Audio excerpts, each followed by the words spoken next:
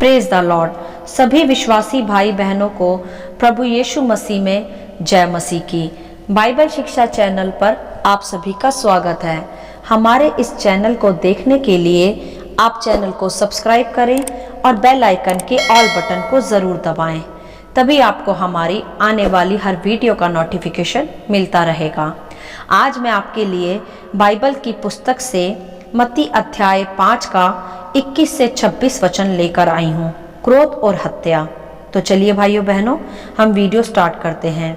Bible दर्शाती है यहाँ कि प्रभु यीशु अपने चेलों को अक्सर परमेश्वर के स्वर्गीय ज्ञान की शिक्षाएं देते थे और आज भी वह इस स्थान पर अपने चेलों को क्रोध और हत्या के विषय शिक्षा दे रहे थे। और वह वहाँ सिखा रहे थे कि तुम सुन चुके हो कि पूर्व काल के लोगों से कहा गया था कि हत्या ना करना, और जो कोई हत्या करेगा वह कचहरी में दंड के योग्य होगा। हालेलुया। यहाँ प्रभु सिखा रहे हैं कि पुरानी व्यवस्था की आज्ञाओं में भी पहले से ही सिखा दिया गया था कि हत्या ना करना, और प्रभु आज फिर से नए नियम में उसी बात को दोहराते हैं कि हत्या ना करना, कि हत्या करना एक पाप है। हत्या का अर्थ यहाँ आत्मिक घाव देना है, किसी को आत्मिक चोट पहुँचाना है। हत्या कोई मर्डर या कत्ल की तरह यहाँ दर्शाया नहीं गया, यहाँ वह आत्मिक घाव के रूप में दर्शाया गया है।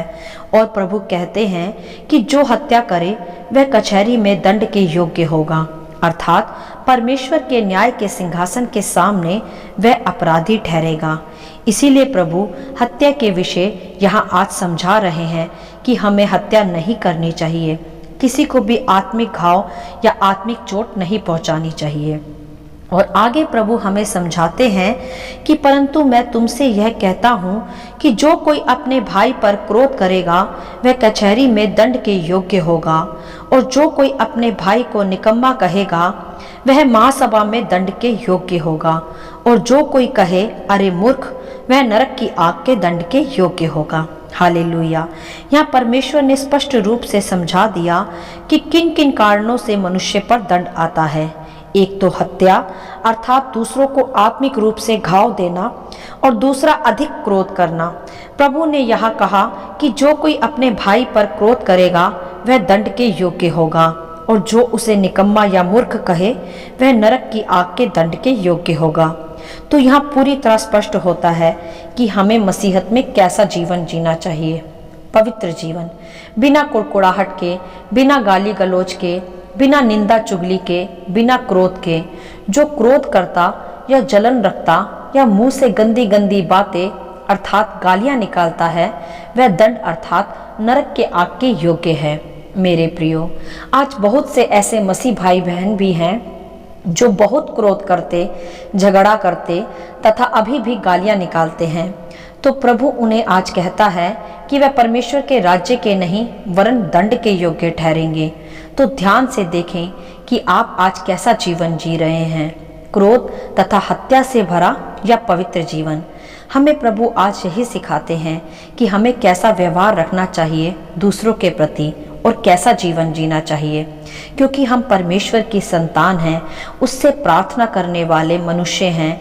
तो हमें कैसे प्रभु के मार्ग पर चलना है और कैसे उसकी वेदी पर आना है। जैसे प्रभु आगे समझाते भी हैं कि इसीलिए यदि तू अपनी भेंट वेदी पर लाए और वहाँ तू स्मरण करे कि तेरे भाई के मन में तेरे लिए कुछ विरोध है, तो अपनी भेंट वहीं वेदी के सामने छोड़ दे और जाकर पहले अपने भाई से मेल मिलाप कर और तब आकर अपनी भेंट चढ़ा। हालेलुया। क्या है यह भेंट मेरे प्रियो? यह भेंट है परमेश्वर के सम्मुख आराधना, स्तुति, प्रार्थना, बलिदान, जो हम जब तक हम शुद्ध हृदय से ना चढ़ाए तब तक प्रभु में ग्रहण योग्य नहीं होती। ध्यान दें कि जब तक हमारा अपने भाई बंधुओं से कोई झगड़ा है या मतभेद है और हमने उनसे मेल भी नहीं किया, तब तक प्रभु में की गई हमारी स्तुति व्यर्थ है, क्योंकि प्रभु मतभेद का नहीं मेल मिलाप का परमेश्वर है। वह नहीं चाहता कि किसी से भी हमारा कोई मतभेद हो या हमारे मन में किसी के प्रति या किसी के मन में हमारे प्रति कोई विरोध या कड़वाहट हो, और वही कड़वाहट लेकर हम प्रभु की वेदी में बैठे अर्थात प्रार्थना में, तो वह ग्रहण योग्य नहीं होगी। प्रभु चाहता है कि पहले हम अपने भाई बंधुओं से मेल मिलाप कर लें, हर शिकवा गिला मिटा दें, हर कड़वाहट को दूर करें, फिर उसकी वेदी पर आएं और तब हमारी वह भेंट स्वीकार की जाएगी। मेरे प्रियो, आज के इस समय में बहुतों के मन में एक दूसरे के प्रति गिला शिकवा और विरोध, कड़वाहट भरी है और उसी के साथ हम परमेश्वर में स्तुति आराधना भी करते हैं। तो प्रभु आज हमसे कहता है कि प्रभु की वेदी शुद्ध है, वहाँ मनों में कड़वाहट या द्वेष लेकर बैठना व्यर्थ है। वह भेंट स्तुति फिर स्वीकारनीय नहीं होगी। उसके लिए पहले हमें मेल मिलाप तथा प्रेम संबंध रखने होंगे, क्षमा करना होगा और क्षमा मांगनी होगी, जिससे हर कड़वाहट मिट जाए। फिर हम प्रभु की शुद्ध वेदी के योग्य ठहरेंगे। मेरे प्रियो, परमेश्वर का तंबू मिलाप वाला तंबू है, जिसमें जाने के लिए अपने हृदय को शुद्ध करना, हर कड़वाहट और नफरत को दूर करना आवश्यक है तथा अपने सभी भाइयों से मेल रखना आवश्यक है। मेल अर्थात कि आपके मन में किसी के प्रति नफरत या पाप ना हो और किसी के प्रति भी आपके लिए कोई नफरत या पाप ना हो। हर समय तो भाइयों बहनों आप किसी से मिल नहीं सकते, परंतु यहाँ हृदय शुद्ध रखना अनिवार्य है। आपके और किसी अन्य के बीच में यदि कोई झगड़ा या ईर्ष्या है तो प्रभु चाहते हैं कि वह खत्म किया जाए। जैसे प्रभु आगे भी समझाते हैं कि जब तक तू अपने मुद्दई के साथ मार्ग ही में है, उससे झटपट मेल मिलाप कर ले। कहीं ऐसा न हो कि मुद्दई तुझे हाकिम को सौंपे और हाकिम तुझे सिपाही को सौंप दे और तू बंदी गृह में डाल दिया जाए। हालेलुया।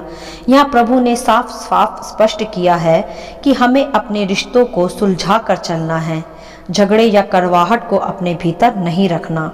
प्रभु कहते हैं यहाँ कि यदि हमारा किसी के साथ भी मन मुटाव है तो पहले हमें उससे तुरंत मेल मिलाप कर लेना चाहिए।